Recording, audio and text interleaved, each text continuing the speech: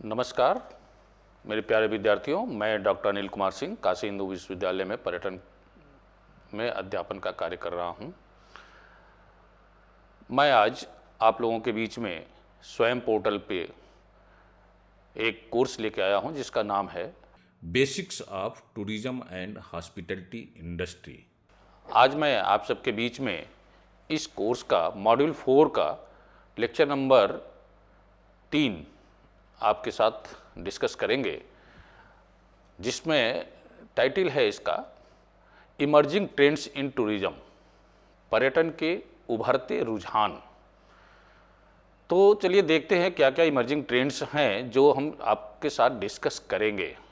वैसे तो पर्यटन उद्योग जो है वो एक बहुत बृहद उद्योग है और आए दिन इसमें हर दिन एक नया ट्रेंड जो है जुड़ता रहता ही है। व्यक्ति की इच्छाएं उसकी जो होती हैं उसके अनुसार वो टूरिज्म का नया डायमेंशन क्रिएट कर लेता है। तो जो प्रचलित रुझान है पर्यटन उद्योग में, उसके बारे में हम आपसे जो चर्चा करेंगे, जिसमें सस्टेनेबल एंड रिस्पॉन्सिबल टूरिज्म की बात करेंगे, wellness tourism, technological integration in tourism and experiential and authentic tourism. Bleisure travel बहुत पॉपुलर है, बिजनेस एंड लेजर ट्रेवल जिसका कंबाइंड स्वरूप होता है। Transformative and mindful travel, cultural inspired tourism, responsible tourism, agriculture tourism, farm tourism, agri tourism, rural tourism, countryside tourism, golf tourism, healthy and organic food tourism, disaster tourism, tribal tourism, space tourism, celebrity travel जो होते हैं उसको tourism में कैसे हम कहते हैं wedding tourism वगैरह, set jetting and solo tourism, जिसको कि एकल पर्यटन भी कहते हैं। तो इन्हीं बिंदुओं पे हम एक एक करके डिस्कशन करेंगे। तो सबसे पहले हम आपको बता दें कि ये इमर्जिंग ट्रेंड्स होता क्या है, पर्यटन में उभरते हुए जो रुझान है वो हैं क्या। तो आतिथ्य उद्योग को प्रभावित करने वाली जो उभरती प्राथमिकताओं और सामाजिक परिवर्तनों, तकनीकी प्रगति और वैश्विक चुनौतियों को दर्शाते हैं। ये रुझान नवाचार को प्रदर्शित करते हैं कि गंतव्य व्यवसाय और यात्री कैसे बातचीत करते हैं। इस जो इमर्जिंग ट्रेंड्स की जब हम बात करते हैं टूरिज्म उद्योग में, तो देखते हैं कि व्यक्ति के इच्छा के अनुसार जो घूमने की जो डेस्टिनेशन तय होते हैं वो इच्छा के अनुसार हैं, और इच्छा के अनुसार वो कई बार वो खुद ही नए ट्रेंड को डेवलप करता है। जैसे अभी यूथ के अंदर एक जो कल्चरल टूरिज्म या रिलीजियस टूरिज्म के प्रति जो है देखा जा रहा है कि बहुत ज़्यादा रुझान है। तो अभी कुंभ का मैं बार बार उदाहरण देता हूँ कि कुंभ में यूथ मतलब जनरली उससे पहले एक इमेजिनेशन था लोगों का कि भाई कुंभ है तो उसमें बुजुर्ग लोग ही जाएंगे, लेकिन जिस प्रकार से यूथ ने कुंभ में देखने को मिला वो सरप्राइजेबल था। तो ये रुझान है कि जो स्पिरिचुअलिटी है, रिलीजियस है, फेथ है, उसके प्रति जो है यूथ का जो है कनेक्टिविटी बड़ी है। तो जो एक एक करके हम जो रुझानों को जो डिस्कशन करेंगे, जिसमें सस्टेनेबल एंड रिस्पॉन्सिबल टूरिज्म पर्यावरणीय प्रभाव को कम करने और स्थानीय समुदायों का समर्थन करने पर केंद्रित है। सस्टेनेबल टूरिज्म मतलब minding the carrying capacity of the destination. जो भी टूरिज्म की एक्टिविटी कर रहे हैं वहाँ पे हम टूरिज्म को सस्टेनेबल मैनर में, अगर डेस्टिनेशन पे सस्टेनेबल मैनर को हम ध्यान में रखें, धारणीय क्षमता का ध्यान रखें उस डेस्टिनेशन का, और उसके बाद यात्रा करते हैं, यात्रा की एक्टिविटी करते हैं, तो यात्रा के दौरान जो भी एक्टिविटियाँ होती हैं तो वो सस्टेनेबल टूरिज्म कहलाता है। रिस्पॉन्सिबल टूरिज्म भी इसी तरह से, मतलब हम how much I am aware about nature, society and all the services whatever the I am getting from the service provider. जो सर्विसेज हम ले रहे हैं उसमें हम कितना रिस्पॉन्सिबल हैं कि हमको वो सर्विसेज चाहिए और किस तरीके से चाहिए। हम प्रकृति के सहयोग करते हुए ले रहे हैं या प्रकृति के विपरीत जाकर उसका प्रयोग कर रहे हैं। तो सस्टेनेबिलिटी जो है एक बहुत अच्छा कॉन्सेप्ट है। इस सस्टेनेबिलिटी के साथ टूरिज्म को अगर लेके चलते हैं तो इससे जो है पर्यटन जो है लॉन्ग टर्म में टूरिज्म इंडस्ट्री जो है में कंटिन्यूटी बनी रहेगी और डेस्टिनेशन की लाइफ जो है बढ़ती रहती है। वहाँ पे निगेटिव इम्पैक्ट कम होता है टूरिज्म के कारण। तो ये जो दोनों सस्टेनेबल टूरिज्म और रिस्पॉन्सिबल टूरिज्म, ये अपने आप में जो है बहुत ही महत्वपूर्ण एक इमर्जिंग ट्रेंड्स है टूरिज्म का, जो सभी जो है इसका पालन कर रहे हैं। इस ट्रेंड्स में हम देखते हैं सस्टेनेबल टूरिज्म और रिस्पॉन्सिबल टूरिज्म में कि लोग जो है इको फ्रेंडली जो आवास होते हैं उनकी तरफ झुकाव होता है। जैसे अगर कोई वाइल्ड लाइफ देखने के लिए अगर फॉरेस्ट एरिया में विजिट कर रहा है तो generally they prefer to stay in the tree hut, पेड़ों पे बनी हुई आवास में वो रुकना पसंद करते हैं। They don't ask for the 5 star facility and 5 star, they like to stay in the tent, they like to stay in the wooden accommodations, जो लकड़ी के जो बने हुए घर हैं उसमें ही वो स्टे करना पसंद करते हैं। तो जिस तरह का डेस्टिनेशन है उस डेस्टिनेशन पे जो इको फ्रेंडली अवेलेबिलिटी है एकोमोडेशन की, वो एकोमोडेशन जो है वो उसको इस्तेमाल करना, ये रिस्पॉन्सिबल टूरिज्म और सस्टेनेबल टूरिज्म जो है हमको प्रमोट करता है, बताता है कि ऐसा करना चाहिए। Promoting wild life conservation and low carbon travel. Wild life conservation मतलब वाइल्ड लाइफ एरिया में जो है हम कम्युनिटी डेवलपमेंट का ध्यान में रखते हैं, कम्युनिटी बेस्ड टूरिज्म का ध्यान में रखते हुए हम वहाँ के जो वाइल्ड लाइफ है उसका प्रोटेक्शन और प्रिजर्वेशन हो उसका ध्यान में रखते हुए उसकी जर्नी करते हैं। उस एरिया में किस प्रकार का हम ट्रांसपोर्ट यूज करें ये भी हम ध्यान रखते हैं। तो ये रिस्पॉन्सिबल टूरिज्म है की कैटेगरी में आता है। जनरली जो जलवायु परिवर्तन के बारे में बढ़ती जागरूकता और नैतिक पर्यटन अनुभवों की मांग भी जो है इसका एक मेजर ड्राइवर है। इसका जो प्रभाव पड़ता है रिस्पॉन्सिबल और सस्टेनेबल टूरिज्म का, वो गंतव्य लचीलापन को प्रोत्साहित करता है, अति पर्यटन को कम करता है, मतलब एक्सेस टूरिज्म को, ओवर क्राउडिंग जो होती है उसको कम करता है, और सामुदायिक कल्याण को बढ़ावा देता है, जो कम्युनिटी डेवलपमेंट के बारे में जो सोचता है। तो हम दूसरी जो बात करते हैं वो वेलनेस टूरिज्म की बात करते हैं, यानी कि स्वास्थ्य पर्यटन। अगर वेलनेस टूरिज्म को डिफाइन करते हैं तो स्वास्थ्य संबंधी उद्देश्यों के लिए यात्रा करना, शारीरिक, मानसिक और आध्यात्मिक कल्याण पर जोर देना वेलनेस टूरिज्म की जर्नी के अंतर्गत आता है। अगर हमारी यात्रा आध्यात्मिक है, मतलब mental wellness, physical wellness, spiritual wellness, तो उस किसी प्रकार का भी वेलनेस हो, अगर वेलनेस से जुड़ी हुई है तो हम उसको जो है वेलनेस टूरिज्म की कैटेगरी में रखते हैं। वेलनेस टूरिज्म इंडिया में बहुत ही पॉपुलर हुआ है, बहुत एक इमर्जिंग ट्रेंड्स है, नया रुझान है, और ये केवल भारत के ही लोगों को नहीं, पूरे वर्ल्ड से, पूरे विश्व से लोगों को अपनी तरफ आकर्षित कर रहा है, पर्यटकों को।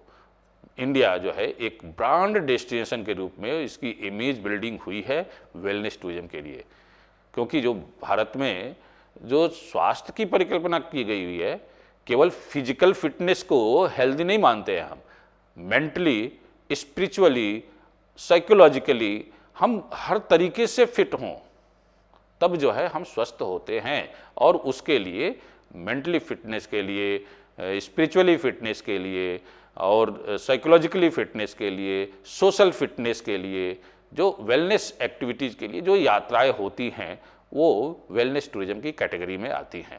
वेलनेस टूरिज्म का जो एक्टिविटीज़ है इसमें माइंडफुलनेस और मनोरंजन गतिविधियाँ शामिल है, जो कल्याण में सुधार के लिए डिजाइन की गई हैं। जनरली बहुत सारे जो ट्रेंड जो देखने को मिलते हैं वेलनेस टूरिज्म में, वो चिकित्सकीय पर्यटन है, माइंडफुलनेस और मेडिटेशन पर्यटन है, फिटनेस और मनोरंजन पर्यटन है, योग और ध्यान, retreat, thermal bath, spa therapy और डिटॉक्स और स्वास्थ्य पुनर्वास पर्यटन। ये जो बहुत सारे वेलनेस टूरिज्म में बहुत मल्टीडिसिप्लिनरी जो है एक्टिविटी है। मतलब इंडियन ट्रेडिशनल मेडिकल सिस्टम जो है एक तो उपचार के लिए भी काम आता है, और जो दूसरा जो है बीमारी ना हो उसके लिए वो गाइडेड करता है। तो उसको अपनाकर हमारी जो वेलनेस इंडस्ट्री है, ट्रेडिशनल मेडिकल सिस्टम को, जो भारतीय में वेलनेस के लिए एक समृद्ध परंपरा है, प्राचीन काल से चली आ रही है, उसको अडॉप्ट करके हम वेलनेस टूरिज्म की गतिविधि को बढ़ा सकते हैं, और लोग उसको अडॉप्ट कर रहे हैं। योगा का, मेडिटेशन का सेंटर जो है इंडिया जो है वर्ल्ड वाइड पॉपुलर है, यहाँ पे उसके एक्सपर्ट हैं। स्पा यहाँ पे वर्ल्ड वाइड पॉपुलर है। यहाँ पे जो है मेंटल फिटनेस के लिए बहुत सारी एक्टिविटीज़ कराई जाती है, ध्यान, योग, ये सब जो है बहुत पॉपुलर है और उसके लिए लोग यात्राएं करते हैं, उसका लाभ लेते हैं। तीसरी जो महत्वपूर्ण जो ट्रेंड है वो टेक्नोलॉजिकल इंटीग्रेशन इन टूरिज्म। पर्यटन में तकनीकी का एकीकरण जो हुआ, यात्रा के अनुभव और दक्षता को बढ़ाने के लिए प्रौद्योगिकी का लाभ उठाना बहुत ही आम बात हो गई है। टेक्नोलॉजी के सेक्टर में जो डेवलपमेंट हुआ उसको देखते हैं हम जब, तो ये निकल के आता है कि तकनीकी जो है पर्यटन उद्योग को और यात्रियों के लिए बहुत आसान बना दी। पहले मैं देखता था कि लोग अगर एयरलाइन का टिकट बुक करना होता था तो कितनी बड़ी कठिनाई होती थी, उसके लिए विंडो पे जाना या एयरलाइंस कंपनी में जाना, फिर टिकट के लिए डॉक्यूमेंट सबमिट करना, पैसा देना। अभी ये सारी चीज़ें जो है ऑनलाइन उपलब्ध है, मोबाइल पे ऐप के माध्यम से। हम देखते हैं कि ऐप में जैसे ही हम क्लिक किए वहाँ पे ऑप्शन आ जाता है। एआई की टेक्नोलॉजी जो आर्टिफिशियल इंटेलिजेंस है वो बहुत बड़ा इंपॉर्टेंट रोल अदा कर रही है। एक तो बिजनेस करने वाले को, सर्विस प्रोवाइडर के लिए भी वो बेनिफिटेड है और सर्विसेज लेने वाले के लिए भी एआई बेनिफिटेड है। कई बार क्या होता है कि जनरली जब एयर टिकट बुक कर रहे हैं आप, तो एआई वो डिटेक्ट करता है कि कौन से डेस्टिनेशन से किस डेट में कितने टिकट की डिमांड आ रही है, लोग सर्चिंग कर रहे हैं, कहाँ कहाँ से किस डेस्टिनेशन से सर्चिंग कर रहे हैं। तो जनरली जो फ्लाइट होती है और किस फ्लाइट में सर्च कर रहे हैं, तो उस फ्लाइट में बार बार वो कास्ट का इंक्रीज करके उससे बिजनेस अर्न कर लेते हैं। कई बार एआई के डिटेक्ट करने से वो प्राइस बढ़ता है और वो समय पे टाइमली अगर टिकट नहीं बुक होता है तो फिर डाउन भी होता है। तो डाउन होता है तो वो जब हर आदमी के हाथ में मोबाइल है, मोबाइल पे ऐप है, उस बुकिंग ऐप, और उस बुकिंग ऐप के द्वारा वो देखता है कि प्राइस डाउन हुआ तो कस्टमर को भी फायदा मिल जाता है, वो तुरंत बुक कर लेता है। जो ऑगमेंटेड रियलिटी है और वर्चुअल रियलिटी, जैसे मान लीजिए कोई डेस्टिनेशन पे जा रहे हैं तो वो डेस्टिनेशन कैसा है, उस डेस्टिनेशन को वर्चुअल टूरिज्म हम बैठे बैठे अपने मोबाइल से ऐप के द्वारा और मोबाइल के द्वारा जो है हम वर्चुअली उसको जो है रियलाइज कर सकते हैं, उसको देख सकते हैं। इंटरनेट के द्वारा जो है बहुत सुविधाएं हुई हैं।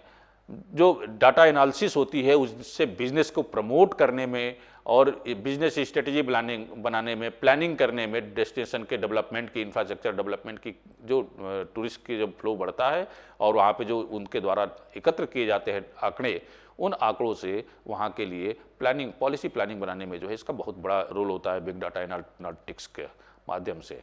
ब्लॉकचेन टेक्नोलॉजी, सोशल मीडिया और डिजिटल मार्केटिंग। सोशल मीडिया तो आजकल जो है सबसे बड़ा मार्केटिंग का टूल्स बन गया है।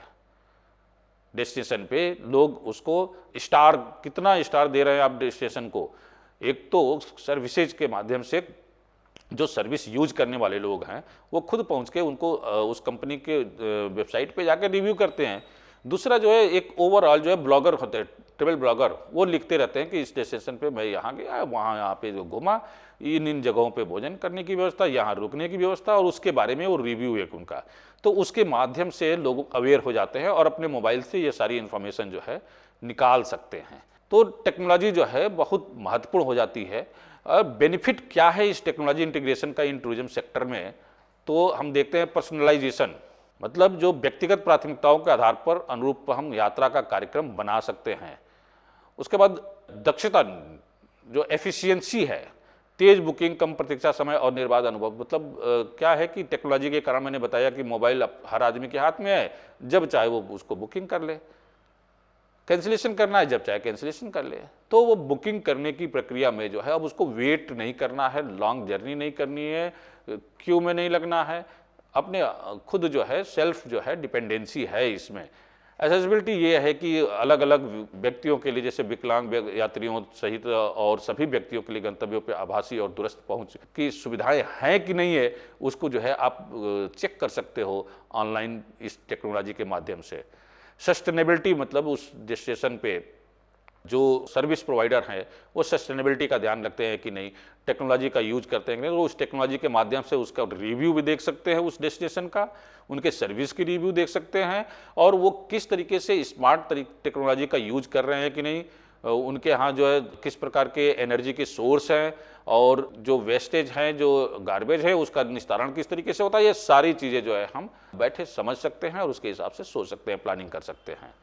चौथी जो बात है वो एक्सपेरिमेंटल और ऑथेंटिक टूरिज्म, अनुभवात्मक और प्रमाणिक पर्यटन।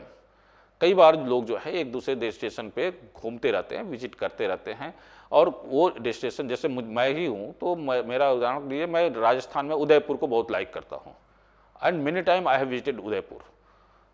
तो अनुभवात्मक और प्रमाणिक पर्यटन, तो जब कोई पूछता है तो मैं उसको उदयपुर, राजस्थान में जो उदयपुर जाने की जरूर सलाह देता हूँ कि आप उदयपुर जाइए। उसके कारण क्या होता है कि ये जो अनुभव जनित जो टूरिज्म होता है ना, वो व्यक्ति को वहाँ पे बता भी देता है कहाँ रुकना है, सस्ता क्या है, महंगा क्या है, किस बजट में कहाँ पे खाने की चीज़ें मिल जाती है।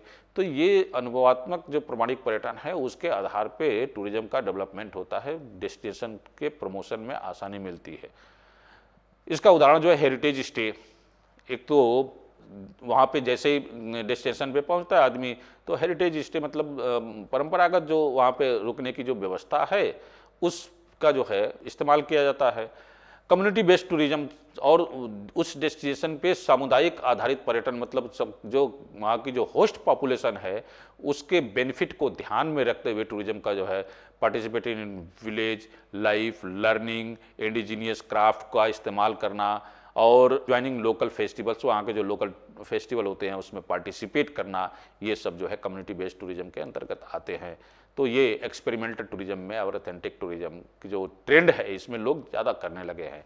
जैसे रण आप कक्ष में आप जाते हैं तो क्या करते हैं, वहाँ टेंट में रुकते हैं और इवनिंग इंटरटेनमेंट में वहाँ पे कक्ष की जो लोकल कल्चर है उसको प्रदर्शन होता है। वहाँ पे लोग उस संगीत में, उस आर्ट में, वहाँ के क्राफ्ट को, आर्ट क्राफ्ट को देखते भी हैं, परचेज भी करते हैं और वहाँ पार्टिसिपेट भी करते हैं कल्चरल इवेंट में। स्पिरिचुअल जर्नी, आध्यात्मिक यात्रा जैसे pilgrimage, sacred sites by local spiritual guides, और वहाँ पे देखते हैं कि लोकल जो गाइड होते हैं उनके साथ जो है वहाँ का यात्रा का आनंद भी ले सकते हैं। तो ये जो ट्रेवल है बहुत ही अच्छा है। इसके बाद जो है ब्लेजर ट्रेवल, जो ब्लेजर ट्रेवल का मतलब business plus leisure tourism. Business tourism जो है इंडिया में या पूरे वर्ल्ड में बहुत पॉपुलर है।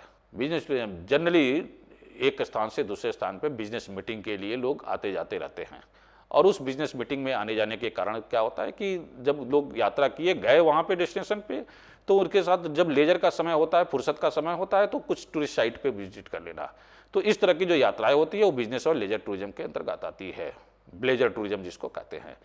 ये बहुत ही पॉपुलर इमर्जिंग ट्रेंड्स है। ट्रांसफॉर्मेटिव एंड माइंडफुल ट्रेवल, ये परिवर्तनकारी यात्रा की जो परिभाषा है उन अनुभवों को संदर्भित करती है जो व्यक्तिगत परिवर्तन, विकास या परिप्रेक्ष्य में बदलाव को प्रेरित करते हैं। लक्ष्य स्वयं की एक नई भावना या दुनिया को समृद्ध समझ के साथ यात्रा में लौटना है।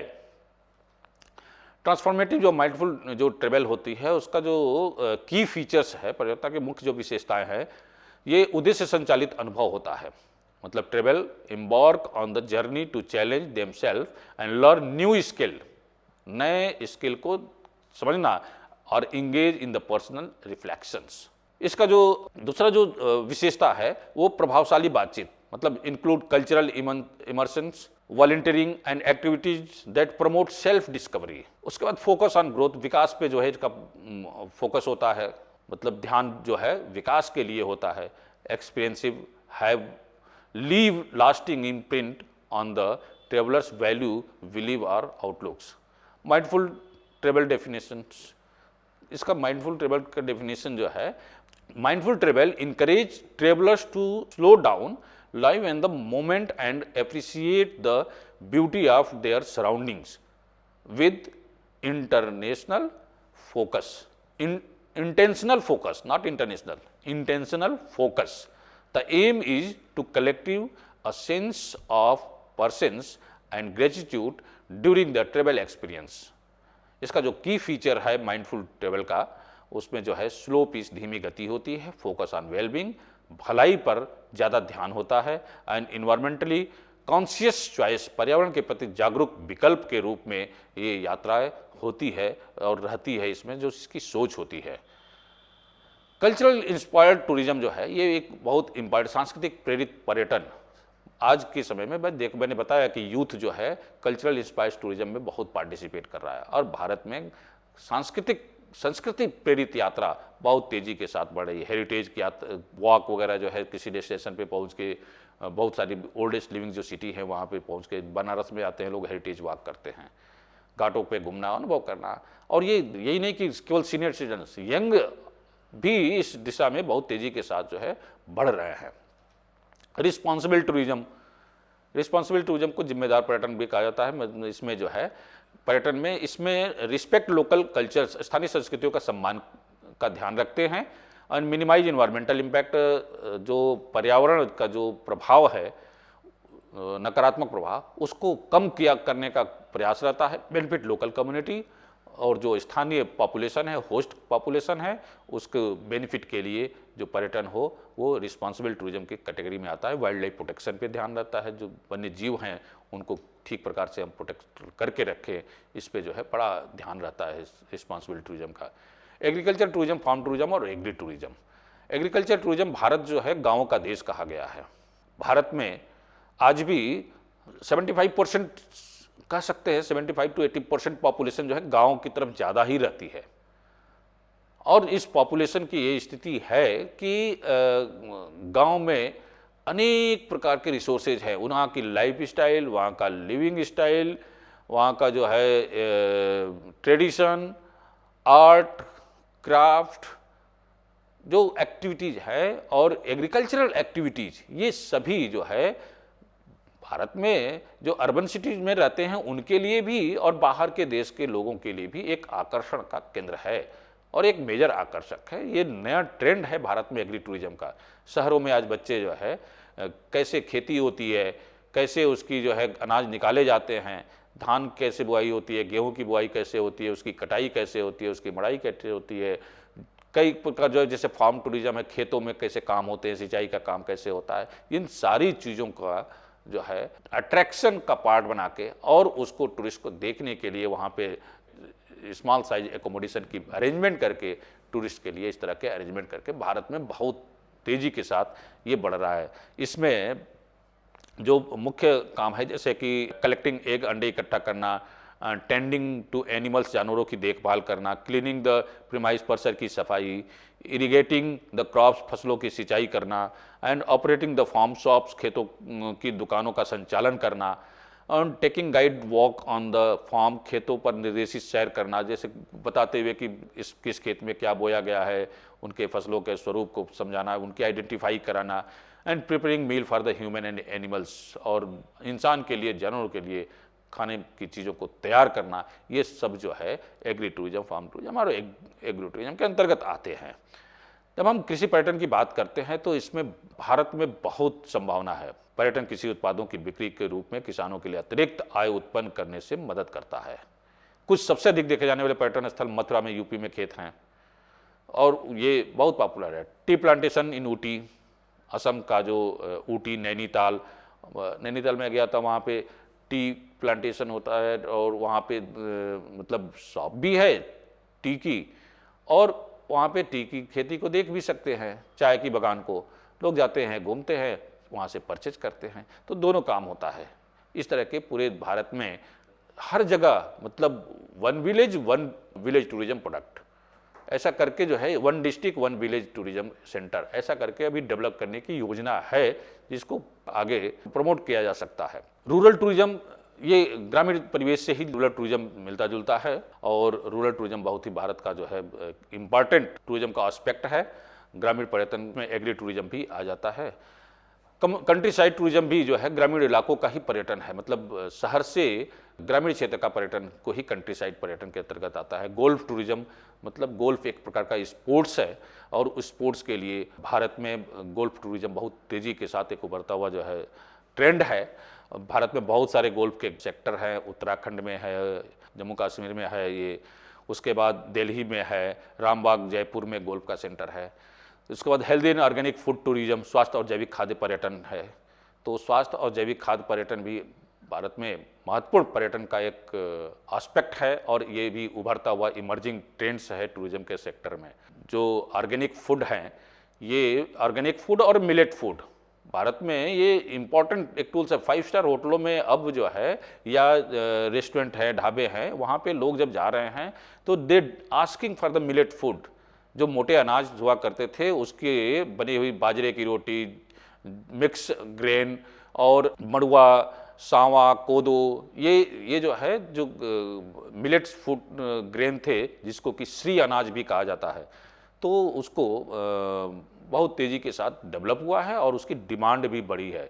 हेल्थ के लिए अच्छा माना जाता है मिलेट फूड को। तो ऑर्गेनिक फूड, जो ऑर्गेनिक तरीके से रासायनिक खादों का प्रयोग करके न बना उसका पैदावार की गई हो, इस तरह की चीज़ों की डिमांड बढ़ती है और इसके लिए टूरिज्म लोग करते हैं। डिजास्टर टूरिज्म जो है, बहुत सारे जो आपदाएं आती है, नेचुरल जो प्राकृतिक आपदाएं और उनके जो क्षेत्र होते हैं वहाँ पे लोग घूमना पसंद करते हैं, तो उसको डिजास्टर टूरिज्म कहते हैं। तो ये भी एक नया ट्रेंड है। ट्राइबल टूरिज्म, जनजातीय पर्यटन, जो पर्यटक, बहुत सारे पर्यटक ऐसा पसंद करते हैं कि वो ट्राइबल की जो जहाँ रहते हैं, जैसे अंडमान में जो जाते हैं तो वो अंडमान में ट्राइबल की कम्युनिटी को देखने के लिए लोग लंबी यात्राएं करते हैं। या अमरकंटक में गए तो वहाँ पे भी फॉरेस्ट एरिया में जो है ट्राइबल कम्युनिटी रहती है, वहाँ लोग यात्राएं करते हैं उनको देखने के लिए। तो भारत में बहुत सारी जो है ट्राइबल कम्युनिटियों का जो है सेक्टर है और उस ट्राइबल कम्युनिटी में ट्राइबल टूरिज्म है। वहाँ पे उनके लाइफ स्टाइल, उनका कल्चर, उनकी संस्कृति, उनका जो है फूड हैबिट, उनका रहन सहन, कैसे किस तरीके से रह रहे हैं और किस तरीके से वो प्रकृति के साथ जो है कनेक्टेड है, ये जो है ट्राइबल टूरिज्म के अंतर्गत जो है देखने के लिए, महसूस करने के लिए लोग यात्रा, एक नया ट्रेंड डेवलप हुआ है।